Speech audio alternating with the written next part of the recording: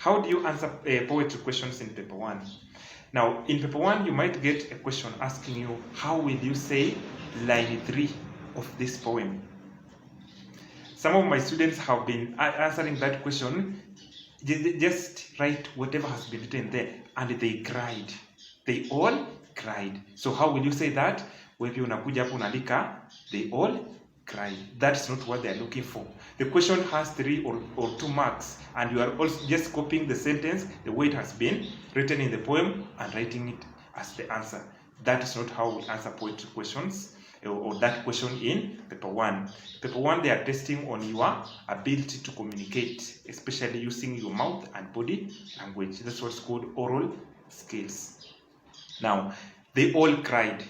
How are you going to say that line? When you are asked how you are going to say a line in poems, we have 3 ways you can use to answer that question.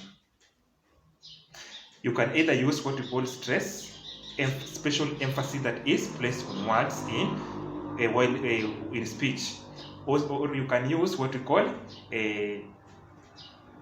non-verbal cues or body language. Or number 3, you can use what we call intonation. Intonation is rising and falling of pitch or sound when you are speaking. Now, when you're asked how you're going to say a line in a poem, either you are going to use stress. When using stress, you can say, for example, now the line is, and they all cried. How are you going to say that line? Or, all the parents cried. If you are using stress, you are going to tell us that I'm going to stress parents and cried in the line because they are content words. In poems, when you're using stress, we always stress what we call content words. Content words are words that have meanings on their own. They do not depend on others. You can know, if someone tells you parent, you know who a parent is. If someone says cried, you will know what crying means actually. Then we have what we call functional words.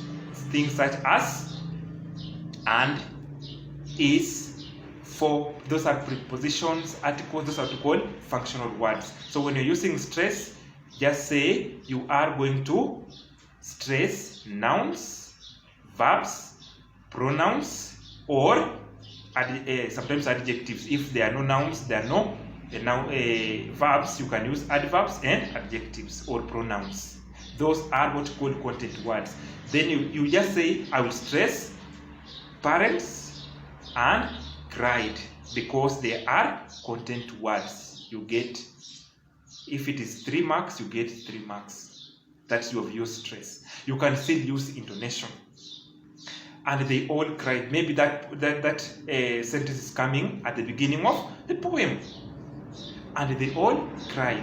When you are starting to speak, you start with what you call rising intonation. If a line is at the beginning of the poem, you are going to say it with a rising intonation.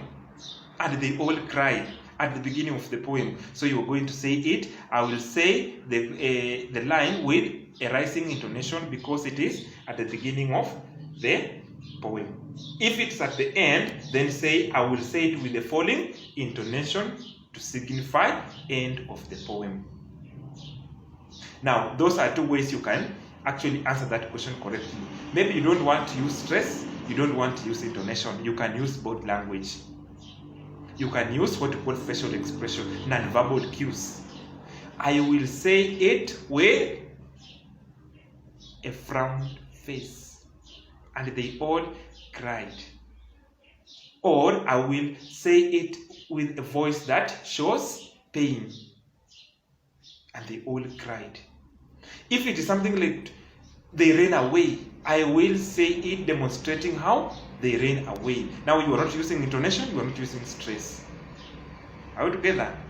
That's how we answer the question, how are you going to say this line in this poem? If it's coming at the beginning or in the middle, now depending on where it is, and I would like to advise you to be using stress when the sentence is in the middle of the poem, because stress can be used everywhere. But intonation, most of the time, it applies at the beginning of the stanza or the beginning of the poem and at the end of the poem.